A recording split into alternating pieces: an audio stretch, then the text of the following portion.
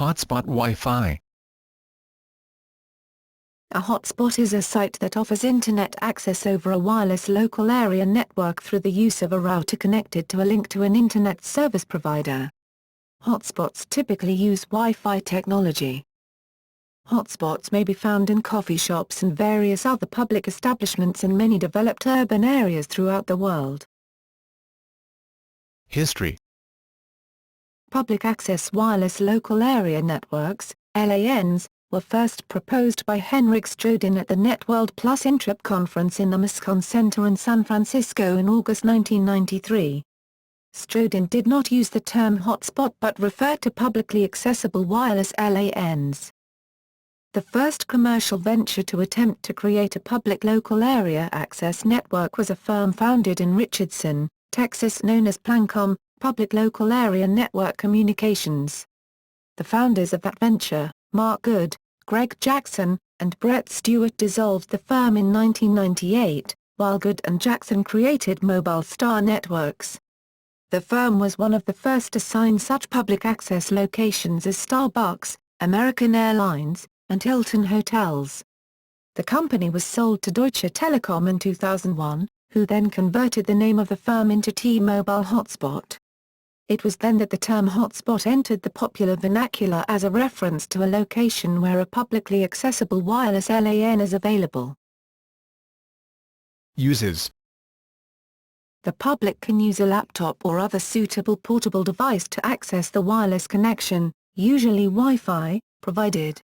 Of the estimated 150 million laptops, 14 million PDAs, and other emerging Wi-Fi devices sold per year for the last few years, most include the Wi-Fi feature. For venues that have broadband Internet access, offering wireless access is as simple as configuring one access point, AP, in conjunction with a router and connecting the AP to the Internet connection. A single wireless router combining these functions may suffice. Security.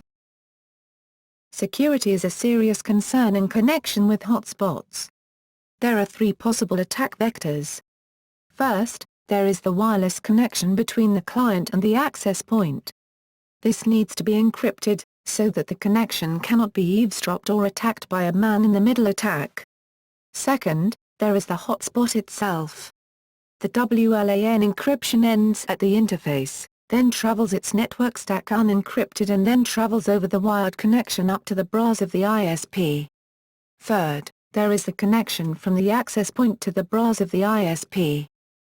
The safest method when accessing the Internet over an hotspot, with unknown security measures, is end-to-end encryption. Examples of strong end-to-end encryption are HTTPS and SSH. Locations. Hotspots are often found at restaurants, train stations, airports, libraries, hotels, hospitals, coffee shops, bookstores, fuel stations, department stores, supermarkets, RV parks and campgrounds, public payphones, and other public places. Many universities and schools have wireless networks in their campus. According to ABI research, there were a total of 4.9 million global Wi-Fi hotspots in 2012, but that number will end up surpassing 6.3 million by the end of 2013. Types. Free hotspots operate in two ways. Using an open public network is the easiest way to create a free hotspot.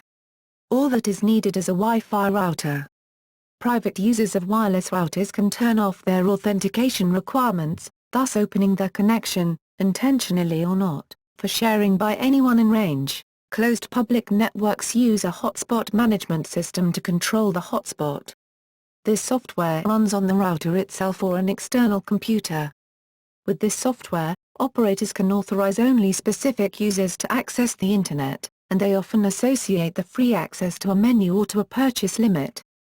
Operators are also now able to limit each user's available bandwidth.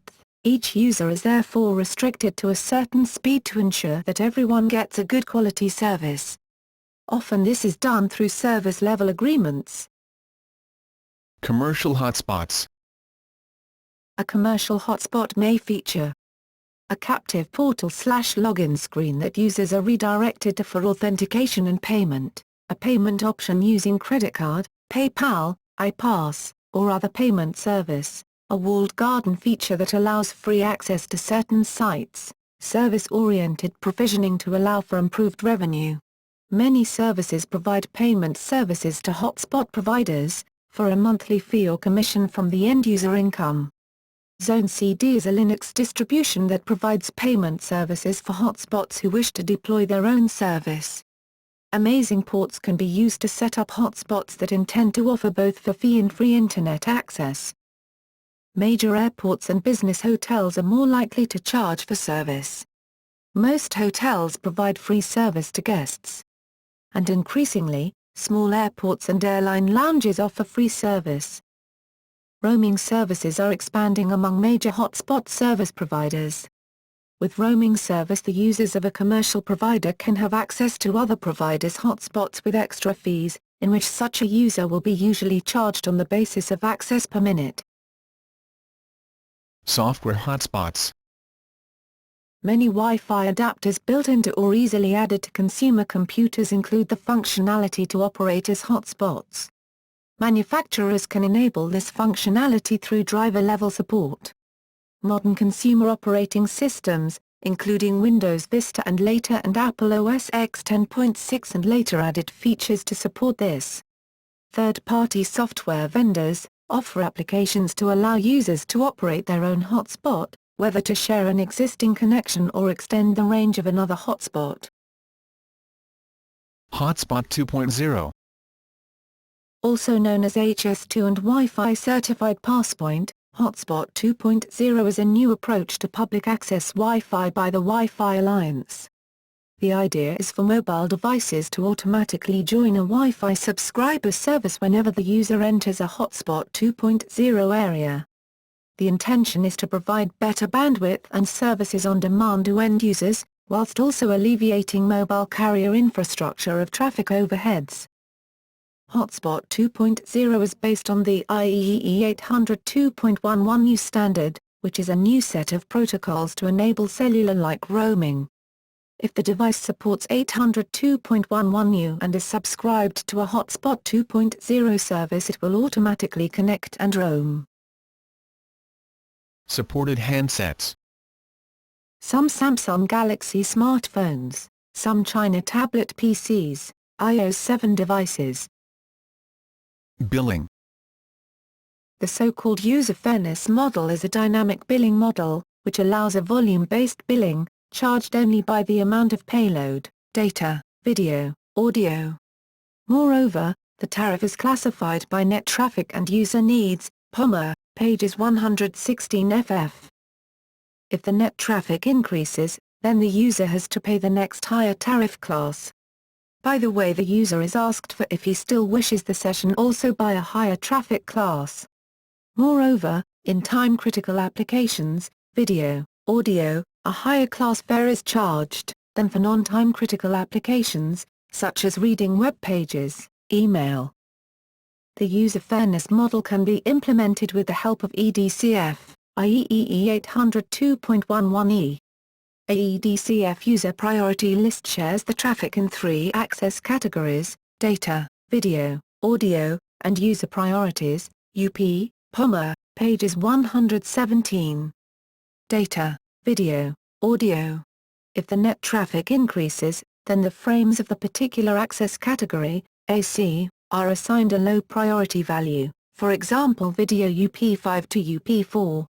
This is also, if the data transfer is not time-critical. See service-oriented provisioning for viable implementations. Security concerns. Some hotspots authenticate users. However, this does not prevent users from viewing network traffic using packet sniffers.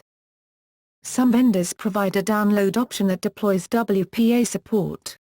This conflicts with enterprise configurations that have solutions specific to their internal WLAN. In order to provide robust security to hotspot users, Wi-Fi Alliance is developing a new hotspot program that aims to encrypt hotspot traffic with WPA2 security. The program is planned to launch in the first half of 2012. Legal concerns.